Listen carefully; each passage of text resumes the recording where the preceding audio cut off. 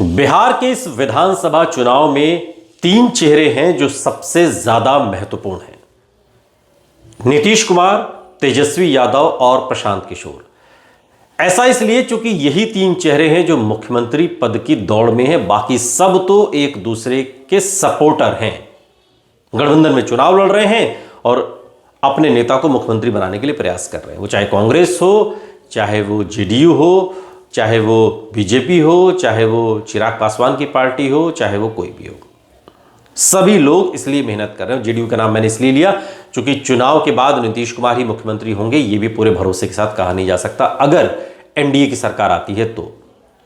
क्योंकि गृहमंत्री अमित शाह ने तो साफ तौर पर कह दिया है कि चुनाव बाद हम तय करेंगे। लेकिन ये जो वीडियो है ये प्रशांत किशोर के लिहाज से बहुत महत्वपूर्ण है। प्रशांत किशोर सिर्फ एक नेता नहीं है, प्रशांत किशोर बहुत बड़े चुनाव के रणनीतिकार भी हैं। और प्रशांत किशोर ने एक एनालिसिस किया है इस चुनाव में किसे कितनी सीटें मिल रही हैं। बिहार चुनाव को लेकर अभी तक कई सर्वे सामने आए हैं जिनमें एनडीए और इंडिया ब्लॉक के बीच कांटे की टक्कर मानी जा रही है। एक न्यूज चैनल के साथ बातचीत में जनसुराज के संस्थापक प्रशांत किशोर ने इन सर्वे को लेकर कहा कि 10 लोगों में से बिहार को बदलने के लिए 3-4 लोग ही चाहिए। और ऐसा उन्होंने इस आधार पर कहा कि 10 में से 3-4 लोग हमें समर्थन कर रहे हैं। वही 3-4 लोग कह रहे होंगे कि अभी 5 साल बाद देखेंगे, और बाकी बचे लोगों का कहना होगा कि हमें इससे कोई मतलब नहीं।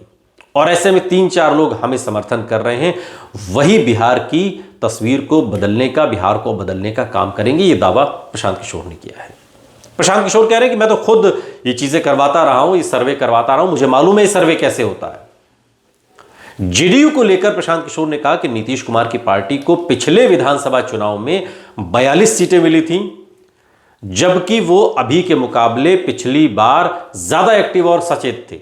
इस बार तो जनता दल यूनाइटेड की कोई एक्टिविटी दिखाई नहीं दे रही। नीतीश कुमार खुद बहुत ज्यादा एक्टिव नहीं है और उनकी गतिविधियां खुद अपने आप में उनकी पार्टी के लिए और गठबंधन के सहयोगी दलों के लिए भी एक असहज स्थिति पैदा कर देती है।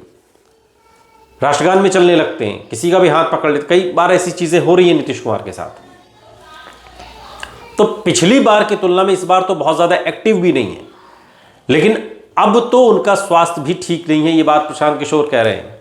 और आगे कह रहे हैं कि चिराग पासवान की पार्टी ने बिना किसी तैयारी के जेडीयू की 110 सीटों पर अपने उम्मीदवार उतारे थे, तो नीतीश कुमार की पार्टी 42 सीटों पर पिछले चुनाव में सिमट गई थी। प्रशांत किशोर ने कहा कि इस बार उन 110 सीटों पर हमारी पार्टी जनसुराज ने पूरी तैयारी के साथ उम्मीदवार उतारे हैं। उन्हीं 110 सीटों पर जहां पर पिछली बार चिराग पासवान ने अपनी कैंडिडेट उतारकर नीतीश कुमार को बहुत कमजोर कर दिया। ये तो नीतीश कुमार की काबिलियत है कि मुख्यमंत्री वही रहेंगे, लेकिन 110 सीटों पर अपने उम्मीदवार उतारकर चिराग पासवान ने नीतीश कुमार को कमजोर कर दिया। प्रशांत किशोर कहते हैं कि हमारी पार्टी जनसुराज ने पूरी तैयारी के साथ उम्मीदवार उतारे हैं। नीतीश कुमार शारीरिक और मानसिक तौर पर पहले से कमजोर हैं और इसके अलावा 5 साल की एंटी इनकम्बेंसी भी है।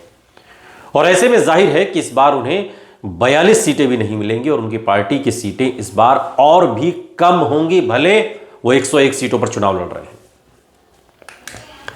बिहार चुनाव में सीटों के अनुमान को लेकर प्रशांत किशोर कहते हैं कि मैं एनडीए की सीटों का अनुमान नहीं लगा सकता हूं, लेकिन मैं यह कह सकता हूं कि नीतीश कुमार की पार्टी 25 से ज्यादा सीटें इस विधानसभा चुनाव में नहीं जीतेगी।